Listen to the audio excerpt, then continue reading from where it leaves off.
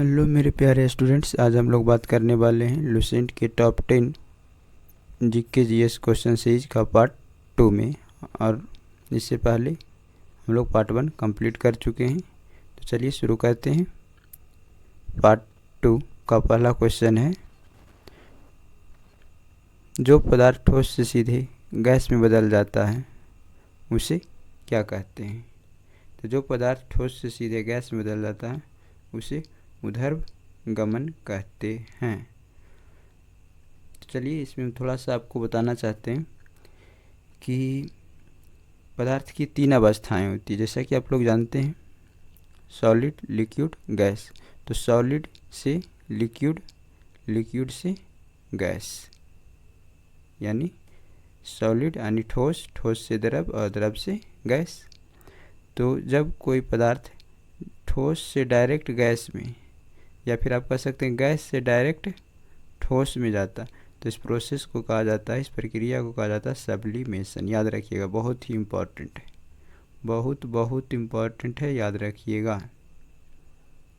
Sublimation, जिसे हिंदी में ऊर्ध्वपातन भी कहते हैं। ऊर्ध्वपातन, ऊर्ध्वपातन याद रखिएगा।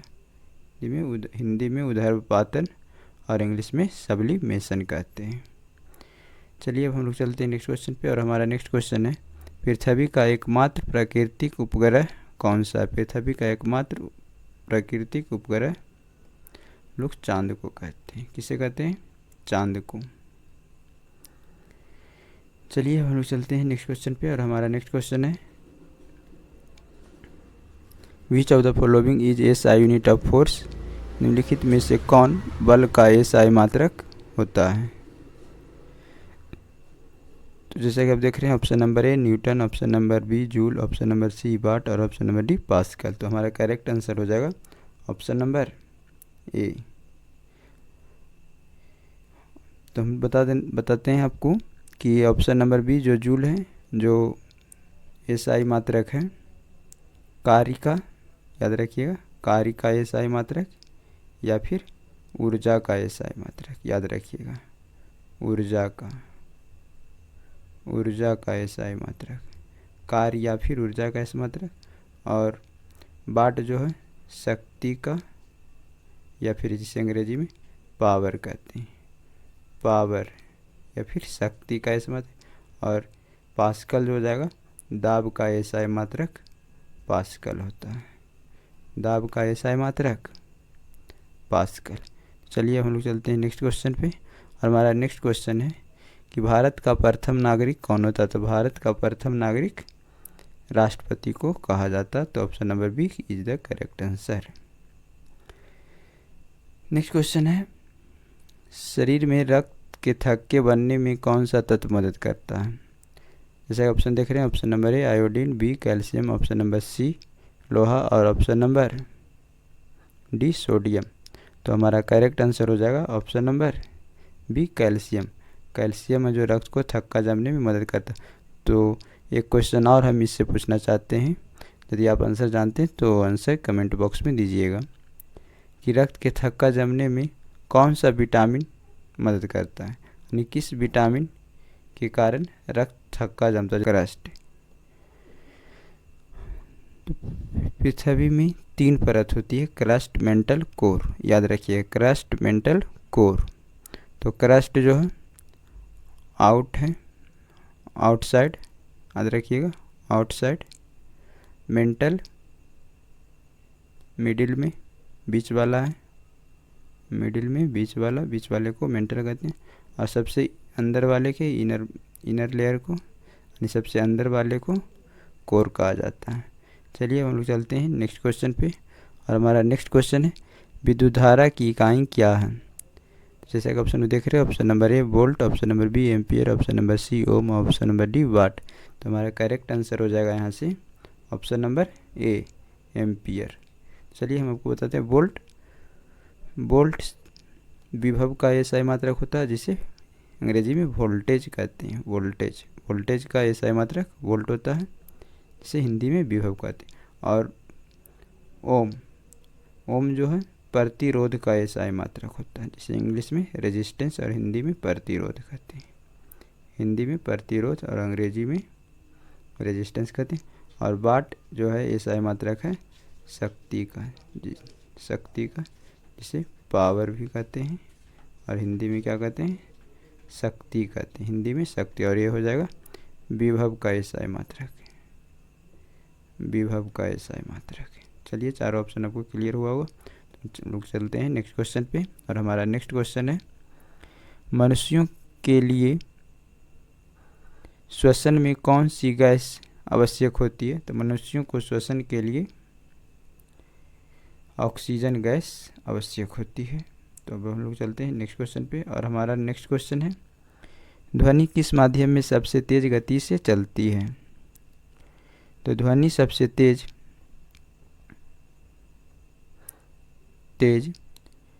लोहा, पानी, वायु, तेल। तो इसमें सबसे तेज ऑप्शन नंबर ये हो जाएगा करेक्ट आंसर। तो इसको हम एक्सप्लेन कर देते हैं, याद रखिएगा, बहुत ही इंपॉर्टेंट सवाल है, बहुत बार ऐसे सवाल पूछा जाता है ऑप्शन चेंज कर करके।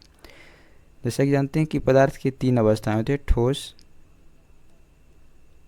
फिर होता है लिक्विड, फिर होती है गैस। ठोस द्रव गैस में यदि आपसे पूछा जाए कि ध्वनि किस में सबसे तेज चलती है, तो ठोस में सबसे तेज चलती है, सबसे फास्ट चलता है, और गैस में स्लो चलता है, सबसे स्लो होता है। सॉलिड में सबसे फास्ट और गैस में सबसे स्लो। तो शायद ये आपको क्लियर हो गया होगा कि लोहा जो होता है जो ठोस होता है, इसलिए हमारा करेक्ट आंसर हो जाएगा ऑप्शन नंबर ए। चलिए अब हम लोग चलते हैं नेक्स्ट क्वेश्चन पे। और हमारा नेक्स्ट क्वेश्चन है, सूर्य से ऊर्जा किस रूप में पृथ्वी तक पहुंचती है? तो इसका करेक्ट आंसर हो जाएगा ऑप्शन नंबर सी, विकिरण के रूप में। सूर्य से ऊर्जा पृथ्वी तक विकिरण के रूप में पहुंचती है। अब हम लोग चलते हैं नेक्स्ट क्वेश्चन पे। और आज का हमारा नेक्स्ट क्वेश्चन है, मनुष्य के शरीर में रक्त का कौन सा घटक ऑक्सीजन परिवहन करता है? तो ऑप्शन नंबर ए है WBC, जिसे सफ़ेद रक्त कोशिकाएं कहते हैं। ऑप्शन नंबर बी RBC, लाल रक्त कोशिकाएं। और ऑप्शन नंबर सी प्लेटलेट्स। और ऑप्शन नंबर डी प्लाज्मा। तो इसका करेक्ट आंसर हो जाएगा ऑप्शन नंबर बी। चलिए अब हम लोग चलते हैं नेक्स्ट क्वेश्चन पे। और हमारा नेक्स्ट क्वेश्चन है, हड्डियों और दांतों को मजबूत बनाने के लिए कौन सा तत्व आवश्यक होता है? तो ऑप्शन नंबर ए है लोहा, option number B calcium, option number C phosphorus और ऑप्शन नंबर डी पोटेशियम। तो हमारा करेक्ट आंसर हो जाएगा ऑप्शन नंबर बी कैल्शियम। चलते हैं नेक्स्ट क्वेश्चन पे। नेक्स्ट क्वेश्चन हमारे वातावरण में सबसे अधिक मात्रा में पाई जाने वाली गैस कौन सी है?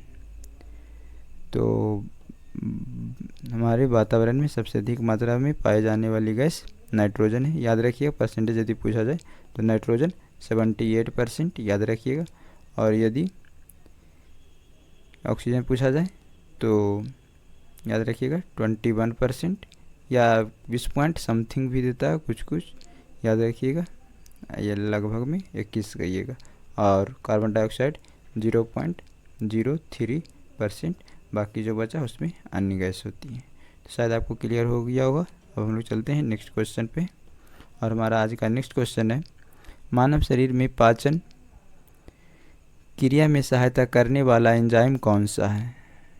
यानी पाचन की क्रिया में सहायता करने वाला एंजाइम कौन सा? तो पहला है amylase, option B trypsin, option number C pepsin, option number D सभी। तो हमारा करेक्ट आंसर हो जाएगा ऑप्शन नंबर डी। चलिए चलते हैं नेक्स्ट क्वेश्चन पे। और नेक्स्ट क्वेश्चन है, प्रकाश वर्ष किसका माप है? यानी प्रकाश वर्ष से किसे मापा जाता है? समय को, दूरी को, द्रव्यमान को और गति को। तो प्रकाश वर्ष से दूरी को मापा जाता है। किसे मापा जाता है? दूरी को।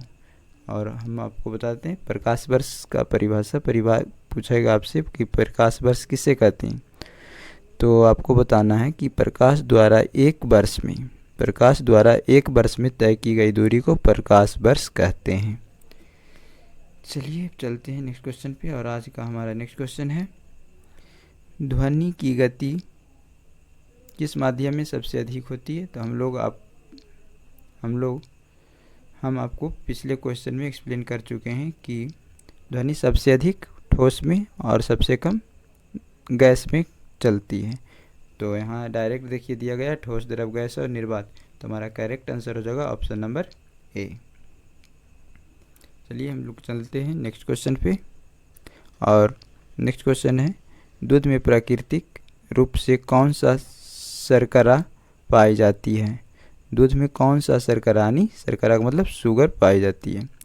तो ऑप्शन नंबर ए है sucrose, option number B glucose, option number D lactose और ऑप्शन नंबर डी फ्रुक्टोज। तो इसमें करेक्ट आंसर हो जाएगा ऑप्शन नंबर सी। याद रखिएगा, दूध से रिलेटेड कहीं भी बात हो तो लैक्टोज ही आंसर होता है। तो एक कॉमन सा सवाल हम आपसे पूछ रहे हैं, यदि जानते हैं तो इसका आंसर कमेंट बॉक्स में दीजिएगा कि दूध से दही बनाने में कौन सी बैक्टीरिया काम करता है।